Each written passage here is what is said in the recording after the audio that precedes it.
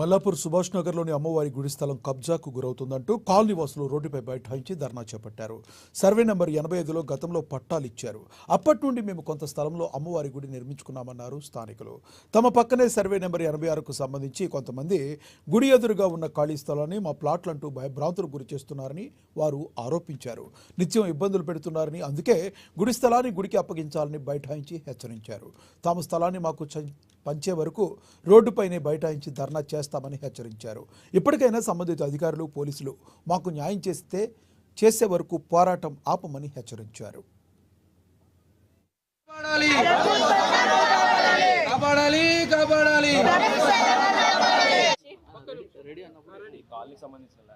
ఇది కాలనీకి సంబంధించినది ల్యాండ్. ఇది అప్పటి నుంచి మా మ్యారేజ్ అయినప్పటి నుంచి ఇప్పుడు 32 ఇయర్స్ నుంచి నాకు తెలిసినంత మటుకైతే ఈ ల్యాండ్ దేవుడిదే. కానీ ఇక నిన్న ఒక అతను చనిపోవడం వల్ల నిన్న మేము అక్కడ 3 days అని అక్కడికి వెళ్ళడం వల్ల వచ్చి మొత్తం కబ్జా చేసిర్రు. ఎవరు లేని చూసి ఇది ఎందుకు కబ్జా చేస్తురో ఏమో అండి. ఇదైతే గుడిది. ఇది మరి దేని గురించి అయితే మాకు తెలియదు. వాళ్ళు వస్తున్నారు, మరి వాళ్ళకి డాక్యుమెంట్స్ ఎక్కడి నుంచి వస్తున్నాయో ఎక్కడ తెచ్చుకుంటారో తెలియదు. ఎవరు అందరూ మొగోళ్ళు బయటికి వెళ్ళిపోయినాక వచ్చి కబ్జా చేస్తారు. వాళ్ళు ఏదంటే మాది ప్లేస్ అని అంటున్నారు. గవర్నమెంట్ స్థలమే ఇది. గవర్నమెంట్ స్థలం అనే గుడికి ఇచ్చిర్రు.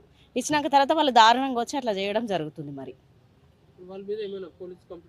పోలీస్ కంప్లైంట్ కేసు ఉంది ఆల్రెడీ. దాని మీద ఉన్నా కూడా వాళ్ళు వచ్చి కడుతున్నారు. అట్లా మా సుభాష్ నగర్ వాసులకు, మీ మీడియా మిత్రులకు, అలాగే మా నాచారం పిఎస్ పోలీసు వాళ్ళకు అందరికీ నమస్కరించి చెప్తున్నది ఏమనగా, గత కొన్ని సంవత్సరాలుగా మేము ఇంచుమించు 1986 సంధి ఇక్కడ నివాసం ఉంటున్నాం. అప్పటి సంధి కూడా ఈ స్థలం మాకు అంతకు ముందు కొన్ని 50 సంవత్సరాల క్రితమే పోచమ్మ టెంపుల్కి పేరు మీద ఒక 602 గజాల స్థలం విడిచిపెట్టారు.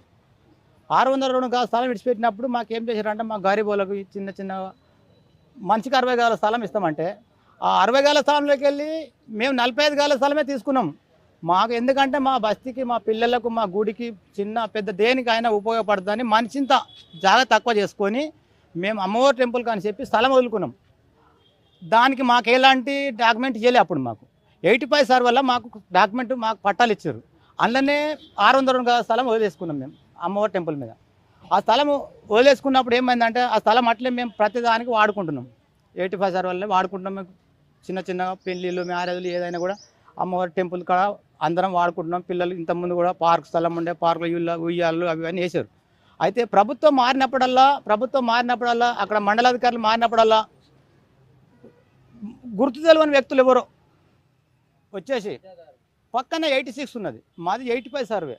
ఆ 86 సర్వే అక్కడ అమ్ముకుంటూ వచ్చి వాళ్ళకి మాకు 2 మధ్యన గట్టి అడ్డం ఉన్నది. ఆ పక్కవాడు వచ్చి ఆ 86 దగ్గర వచ్చి మా దాంట్లో దూరిండు. మా దాంట్లో దూరి అంబేద్కర్ కోనసీమ జిల్లా కొత్త